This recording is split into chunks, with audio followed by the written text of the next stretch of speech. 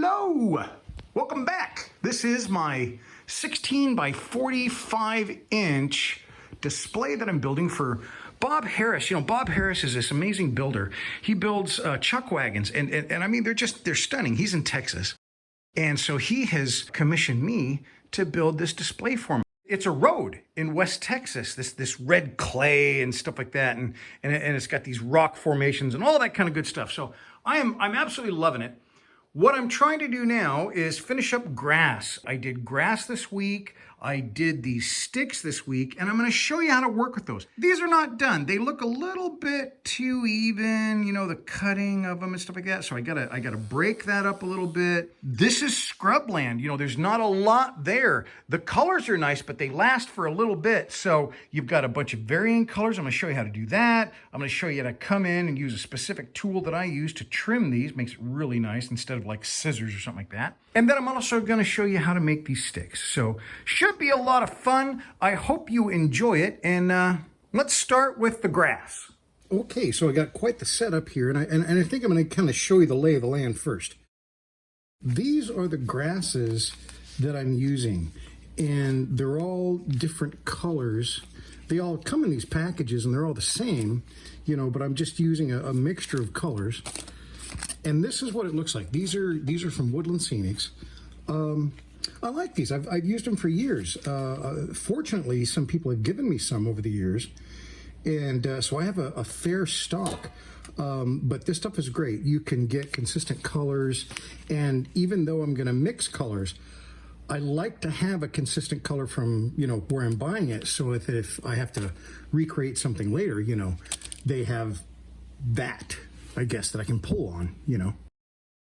Okay, so to do this, and I typically mix colors, and so what I'm going to do here, that's maybe not a stark enough color, though I'm not necessarily looking for stark, but just for ease of demonstration, I'm going to use these three colors. This is like a sage, this is golden harvest or harvest gold, and this is I think this is just straw, harvest straw.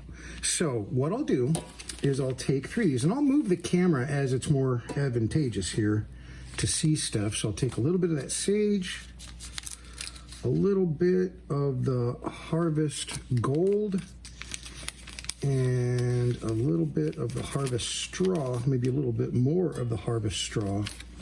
And I'll stack them like that, and then I'll start working with them.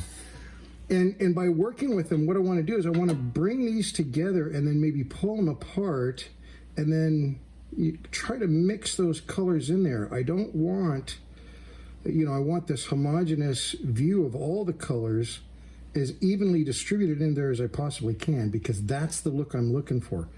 There are certainly times where you can have, you know, a different goal and you just want to use one. I did do it with some of the sage, but by doing this will kind of mix it up. When they get a little bit too crazy, you know, they get a little bit too messed up, what I do is then I just try to realign them. See, this is kind of like this. I try to realign them and then just very carefully like this, and then pull them apart, put them back together. And that seems to do a really good job. I thought of like getting a mustache comb or something silly like that, you know, just like a small comb to stuff. But I don't think it's necessary. Just pulling these apart, kind of like if you were shuffling cards, but with just fibers. That does a nice job of mixing, and then see, those are kind of clumped together. So I'm going to pull those apart, try to get that, because I don't want it to be, I want it to be part of the mix. Okay, so once I have them like this, that's like my, sorry, I bumped the camera. I'm going to move it up a little bit so it's out of the way of my clunky arm. There we go.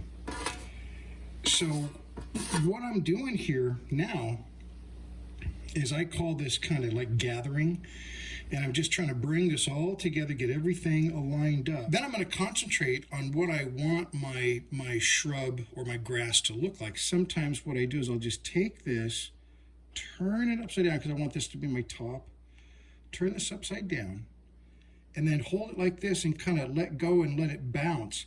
And what that'll do is that'll bring all the ends kind of in line with each other. Not completely, but pretty good. And then I'll take any stragglers and bring down below, just like so. Then I can say, you know what, that looks pretty good. I don't want it straight across. Sometimes I want it kind of like this, you know, so it's higher in the middle. So to do that, I was like bringing that up and then fold this around it so the highest stuff is in the middle. And so then you get something like this where it's lower here and higher here. So you can do a lot of that. I found that doing that was kind of just messing around, because when it got on the actual model in the display, I came back and trimmed it anyway. So I wanted to give you some tips, because it's just things I found out. So anyway, if we want to put this down, here's what I kind of do now. I get them lined up like this. I find what I want. I'm going to place with this hand, so I'm going to grab these with my right hand. With my left hand, I come over here and I use this. This is a nice little beard trimmer. It's my old one, and it's just old and ratchety. Listen to this. Yeah, so it's really loud and stuff like that. But it cuts this stuff beautifully. And so I just take this, and I want a very sharp cutoff point. So I'm going to go in here and just work my way through that. Does a great job. Even, you know, keeps that together so it doesn't go flying, which is really nice. So then I'll take this with that flat bottom, and that is going to become my bush that I'm going to put down. So I'm going to move the camera over here, and I need some, I want to do it where, you know, you're going to be able to see. So I'm going to move some stuff out of the way, and we're going to do it right over here, because I want you to really be able to see, you know, how this thing goes in. So we're going to put this right back in here. So what I do is I take some scenic glue. I'll put a different picture in there later so it looks better. I do some scenic glue, and I don't want to just do a dot. The glue is good enough that it's going to be invisible if there's a little bit of glue left. So I'm going to do a good little wide spot. And that flat bottom, that's where that really comes into play, because that allows the vast majority of those fibers to make contact with the glue, and that's what we're trying to do. So once I get it in there, I kind of rotate a little bit. I'm trying to make sure everything gets in there. Now, you saw when I was coming down, I wasn't holding the bottom so much as I kind of hold a little bit nearer to the top. When you do that, and I'll show you with this other bundle. Here's our flat bottom bundle. And I noticed that if I, you know, like when I'm cutting, I'm really close to it. So you see there, I'm holding really close. And so if I put that in the glue, it will make it a very small footprint. And then what will happen then is all of your stuff will kind of want to do this. And even if it spreads out, it's all coming from this one small area. So rather than holding it down there, what I do is, you see me doing this a lot where I'm kind of turning my hands. Well, it just helps me gather everything together. I'm doing like a 90 degree turn every time. And then when I'm ready to put them down, my fingers are a good ½ inch back, and see what it does. It opens up almost like a broom, I guess, something like that. By that opening up, and sometimes, watch this, I'll twist my thumb a little bit, and it'll even open up like a fan. Now, you don't want it to go down into the glue like a straight line. You still want to have as much ground area, but by doing that, just by manipulating these before you get it into that glue patch, you're doing a heck of a lot of the work that you want to be doing, because you want really a good wide footing for the bottom of this grass patch. If not, I don't think it looks good. Now, that is certainly dependent on the size that you do. Here's a very small one over here. that's going to have a pretty small one. So it does vary.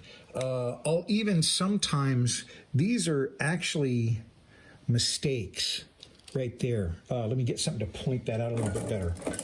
This little tiny guy right here, that is a mistake. What happens is, you'll notice I haven't touched that since I put it in really. And what I'm doing is I'm letting that sit. Well, what would happen previously, and I'll see if I can simulate it here, is after it's sit a little bit, and it's sat for, I don't know, 2-3 minutes. Now I'll go in here and I'll start breaking this up. Okay. Now, remember, I'm going to trim this thing down. It's not going to be this tall. It's going to be down here. So I'm concentrating what it looks like down here, not necessarily up here, but I got to move these guys certainly to get the effect down there. So now the point that I'm still working on trying to make is to have these little mistakes. Now look right at the bottom. I'm going to zoom in so you can see it. See the bottom? I've got kind of a split going on. That's not a big deal. I can bring that over here and do a lot of work to it. One of the things that helps to break up these little things is to do this. Well, one of the other techniques I do is if I want to see right here, there's like a lot of glue and there's no grass in it. Well, you can do this when I come back a little bit and show you. I think this is a little easier to do it. What you can do is you can go straight down from the top. And there's kind of a bigger clump here. So I'm going to go straight down from the top, get to the bottom, and then I can bring, some of these over using just the tip of the stylus. Don't worry if they fall over. You can bring them back up. That's cake. So I've got some move. But then, and that looks good, but then when I come out, look at what happens. It pulls this out. And that is what I was talking about for a mistake. I mean, it's usable. And so what I did is I put one here. So these little guys that come out when I do that, I'm just going to stick right there. I'll probably put a little bit more glue to it so it stays. But that's where these little tiny tufts are coming from. I'm not making them. They just are a result of me, working with these guys. And then see, there's another couple clumps in there. I'm going to get a little tweezer here and see if I can grab it without disturbing the rest. I don't want to pull anything else out, but I want to grab these right here. Ah, darn it, it's pulling a whole bunch out. Holy crap. Sorry about my language. I'm just going to pull them out. So those, holy cow, the whole thing is coming out. So that's a mistake. That's why it's called a mistake. These came out, and this has happened before, not this dramatic. Of course, I do it on the screen, when I'm recording. So let me back this up. This is ridiculous.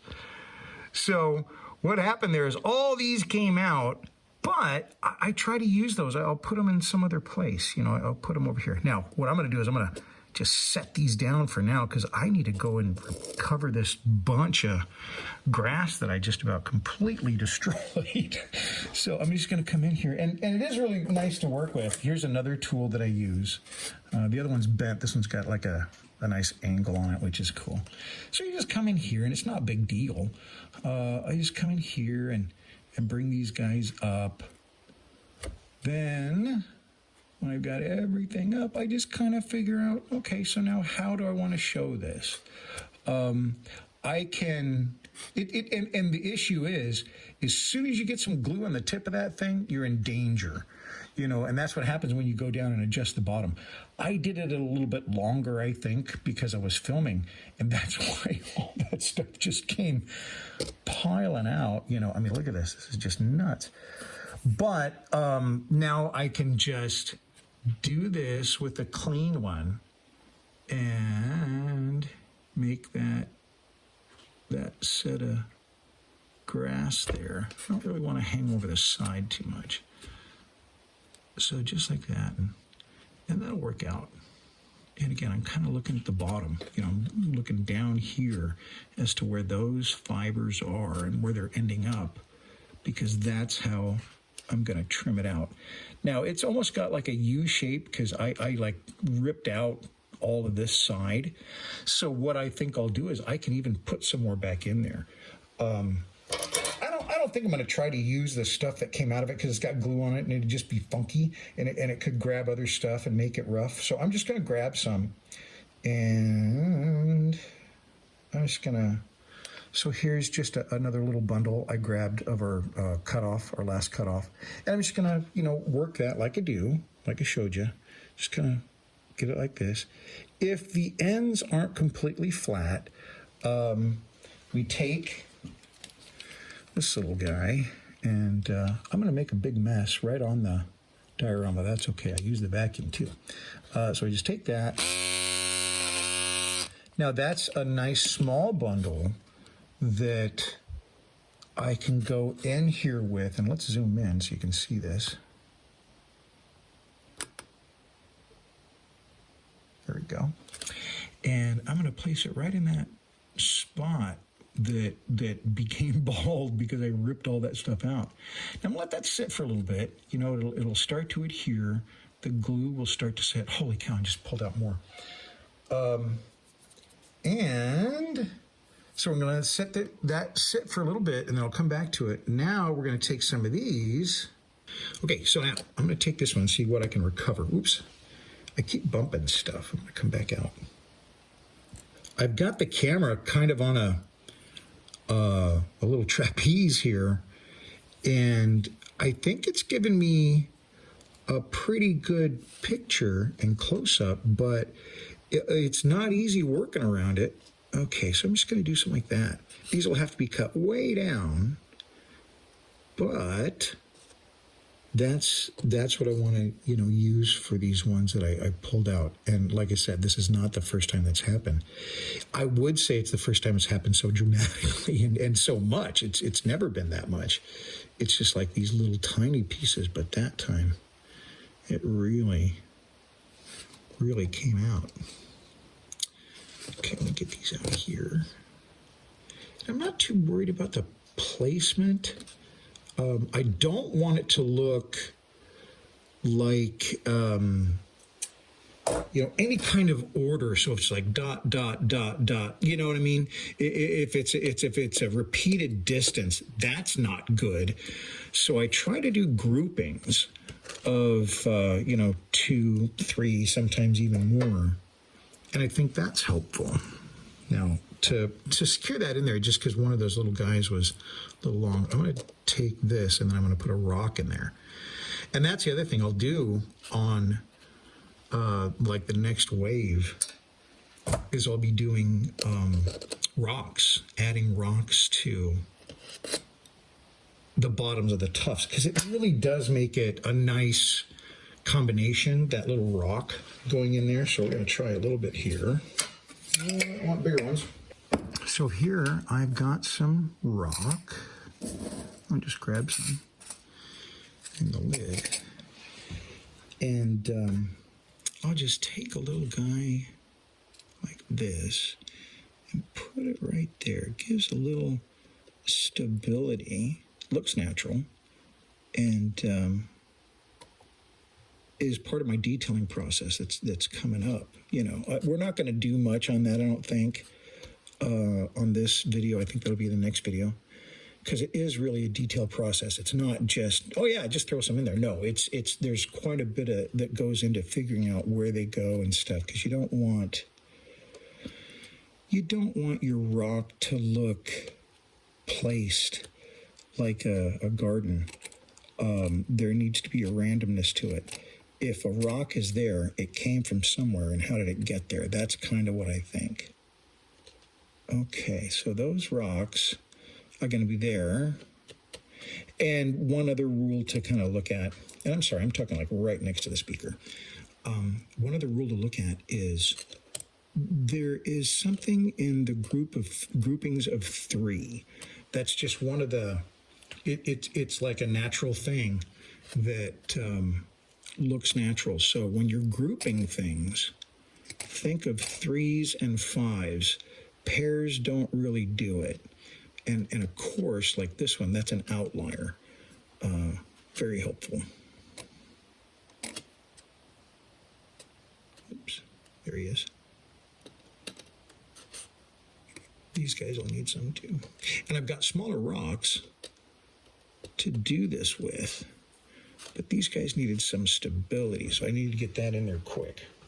Okay, so this is dry, so I'm going to come back and trim it. Remember, I am looking to trim down to about here. Now, I do have some tall stalks in the middle of this one that I put in, and this is short and that's short. So I'm going to try to come down on the sides and leave some of these long ones, because then I can come back and make them look like, like wheat, where it's got the little thing on top, or just like little flower things, So I'm going to try to work on the sides and not destroy that, which, I don't know. We'll see.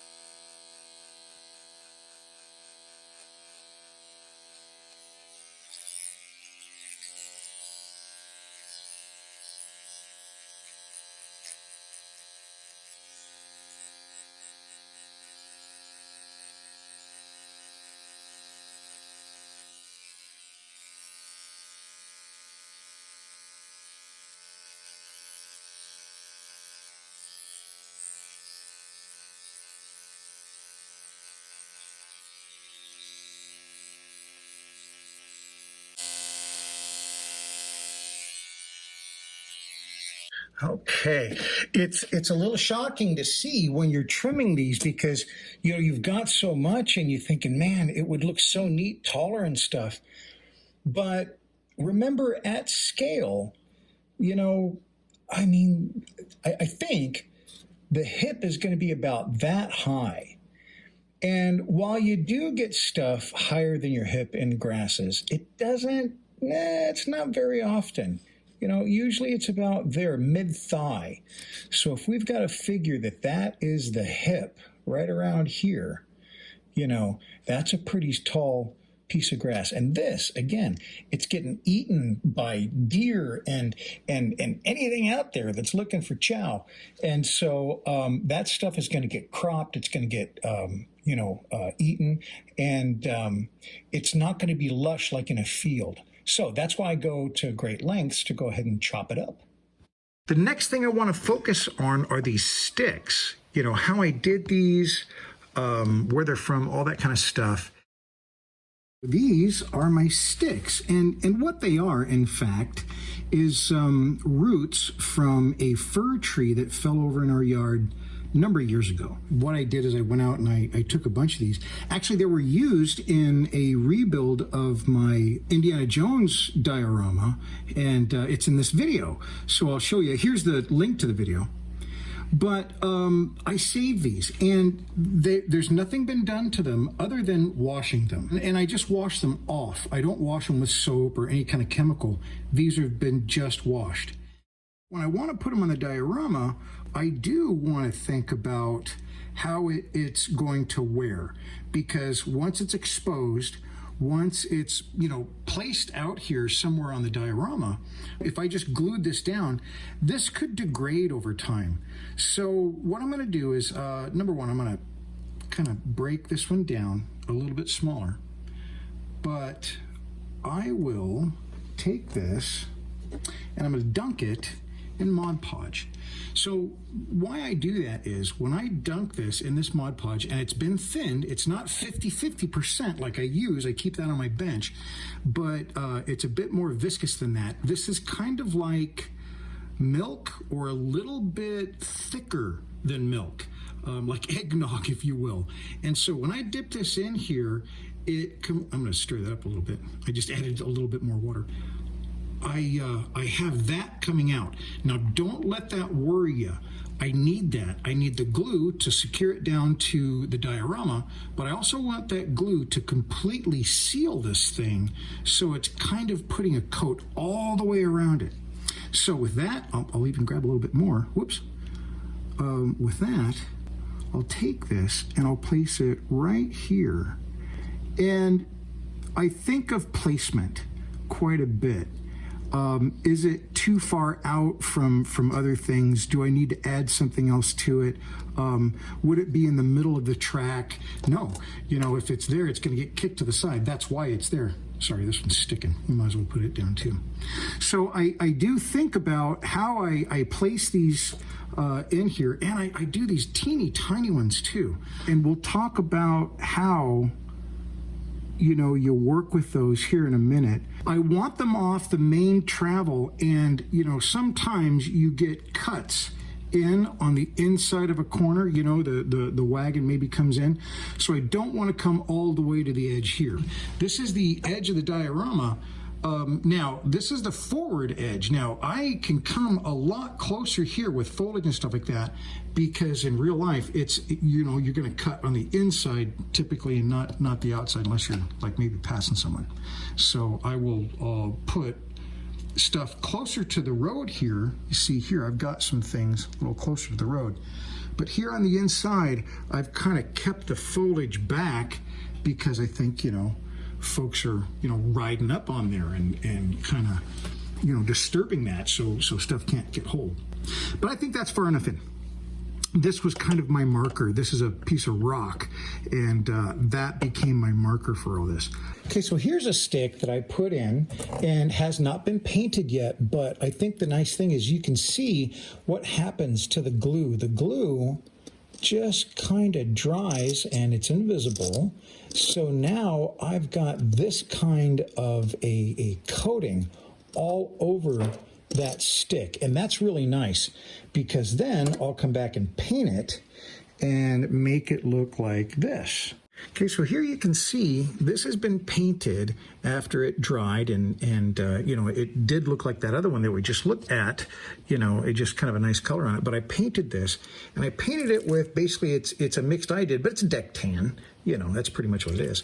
And so I'm just going to take a little bit of deck tan, put here, and because this kind of a process takes so long, because you put one in and you got to figure out where it's going, and then it's got to dry and all that kind of stuff, I like to put just a little bit of retarder in my paint, and it just helps it last a little bit longer.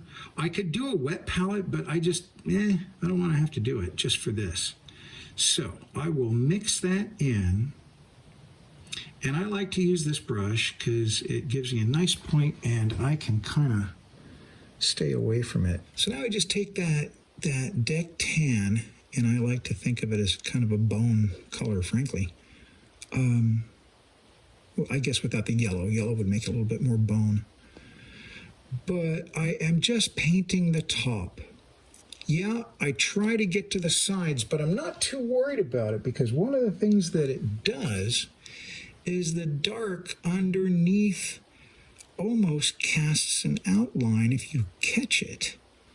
So yeah, I'm just gonna paint the top, and when this dries, it'll go real flat, and it just looks, I believe, like a nicely sun-bleached stick. It's just been out there, you know, sitting next to the road. That's it. This is my next challenge. Over here is a big, like a big stick. It was a stick that I found outside, and I brought it in. And so it's got this piece. There's actually 4 pieces. There's this piece, this piece, this piece, and this piece. And they were all together at one time, but I broke them up to kind of give me an old stump and an old tree trunk here. And I love them, but I want to paint them just like we just did, you know, these guys, that kind of stuff. Well, to do that, I need to put that Mod Podge on there first, because this is relatively porous, and I don't think I'm going to get the same look from that paint if I don't have the same coating that I'm painting on. So I've got to paint this with Mod Podge. Then I can paint that. But the rest of these, I'm going to just paint now.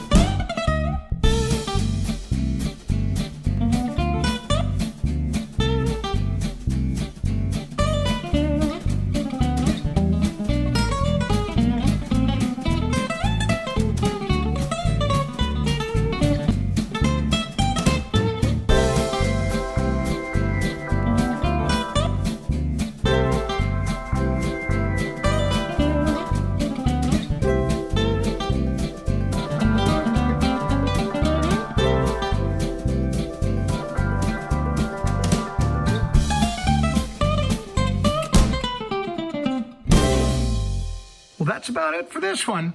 Well, that was pretty fun. I'm glad I was able to kind of, show you some of the ways that I handle grasses out here. There's a lot more to do. There's a lot more grass to go in, so there's going to be a little bit more. There will be a follow-up next week, but next week we're going to be working on that stump. I got to get that thing painted up. I've also got to get the grass down the center of this 2-track road, and I've still got a lot of work to do down here. Now, we haven't even tackled this, so I'm going to also talk to you about trying to make sure that I take the density, the general look of how much, foliage we have here, and transfer it across the road.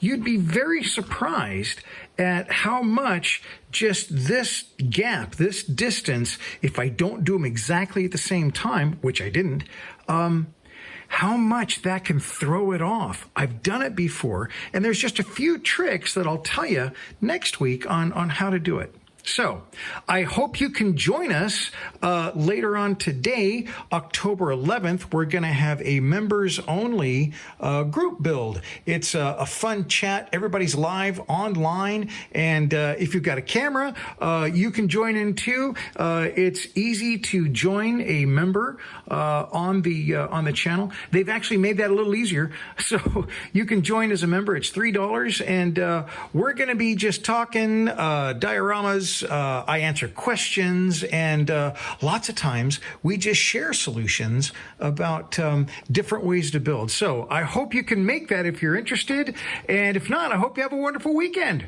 We'll see ya.